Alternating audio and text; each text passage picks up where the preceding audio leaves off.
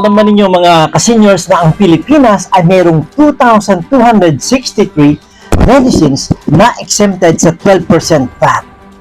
Magandang araw po sa inyo. Ito po si Tito Jules. Alam po ninyo itong mga medicine na ito na 12% exempted sa VAT ay nagko-cover ng mga panggamot sa cancer, sa hypertension, diabetes, mental illness, high cholesterol, at saka kidney disease and tuberculosis. Yan po ay pinahayag ng Bureau of Internal Revenue last April 8, 2026 sa kanilang Revenue Memorandum Circular number 27, 2026.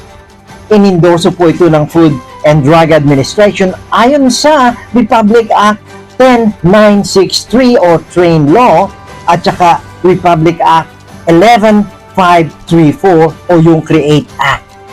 At ito po ang breakdown ng mga sakit na sakop nitong 12% exempted sa VAT. Ang cancer, 702 medicines. Ang hypertension ay 535 medicines. Ang diabetes ay 327 medicines. Mental illness, 300 medicines. High cholesterol, 171 medicines. Kidney disease, 152 medicines. At tuberculosis, 76 medicines. Ang ibig sabihin po nito ay mas mababa na ang presyo ng mga gamot sa mga parmasya. Gamot na kinakailangan ng mamamayang Pilipino.